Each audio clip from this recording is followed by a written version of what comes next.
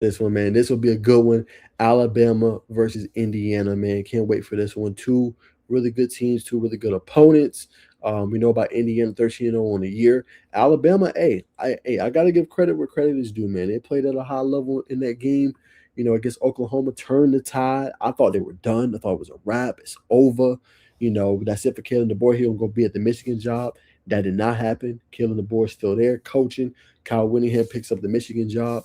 But you know, for all that, Alabama just being at this point with injuries they suffered, Jim Miller not seeing the field the entire year with injuries, having to lean on guys like Daniel Hill and things like that.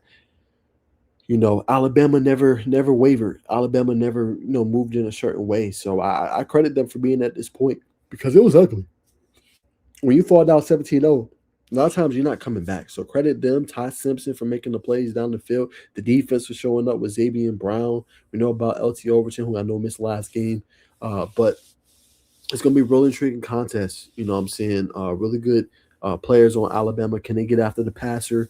You know what I'm saying? Can they affect Fernando Mendoza? I think that's the biggest thing, too. I don't want that to be a harping point for all the games, but can you rattle a Fernando Mendoza when it comes down to it? And if you can, you make his life tough. Now, we know they got Roman Hemby in the backfield. They can hand the ball to him, and he's going to get the yards. He's going to get the gains, down the field and stuff like that. But if you Alabama trying to rattle Fernando Mendoza, which is easier said than done, and you're gonna have to be a disciplined defensively in your coverages. You're gonna have to try to slow down Lamar Cooper, and things like that. But if you Alabama, when you have the ball, milk the clock a little bit. You know what I'm saying? Lean on some of that running game, right? Hit the play action shots down the field. Jeremy Bernard, Isaiah Horton. You still got Ryan Williams, who I don't know why he hasn't been as involved this year. Should be involved more, but you still have him as a deep down the field weapon. So it's going to be interesting to say the least, man. To see this one. But like I said, I got to give credit to Alabama and just being able to come back from that. And everybody comes for Kalen DeBoer so hard. You know what I'm saying? I've been critical of him as well. But the fact that he was able to do that on the road in Norman, Oklahoma, brother, that says a lot. And I feel like that sometimes those kind of moments, it could be a springboard for you, right? It could be a calling card for you where you can go back and tell your team, okay, hey, this is what we dealt with, this is what we went through, but we was able to overcome it. And I think Alabama, that's going to be that moment. So don't be surprised if you see a team that's fired up, a team that has belief because hey, we did this, we was able to overcome it, and now we coming for the throne, and we're gonna try to beat that team. You know what I'm saying? So I can't wait, bro. This is gonna be an elite matchup with two really good teams.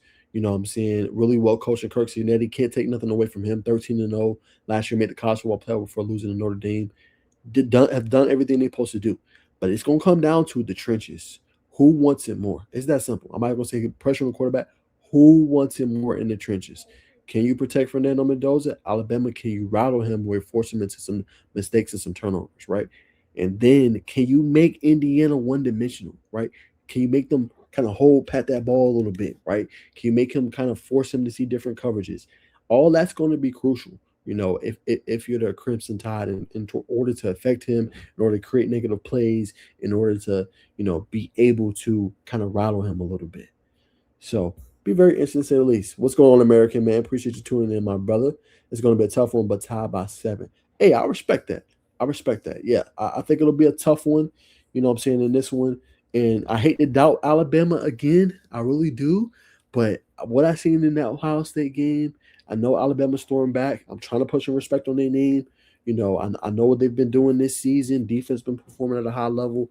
But Indiana, I think this is a different animal this year, man. And I think this is a team, after getting so close last year, making the TFP playoff, losing to Notre Dame, they want to get back. They want to get back into that position. And I think they're going to be able to run the ball, at a good level and make it tough for Alabama to kind of get what they're doing or get a beat on what they're doing.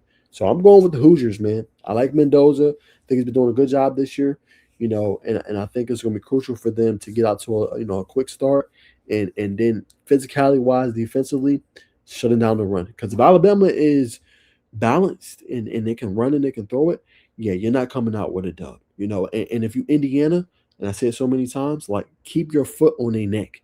If you're up 17-0, go for the knockout blow, right? Knockout blowing and everything, but stay consistent in what you're doing. If this is working, stick with it.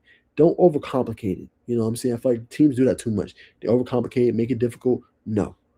Whatever's working, continue to do it.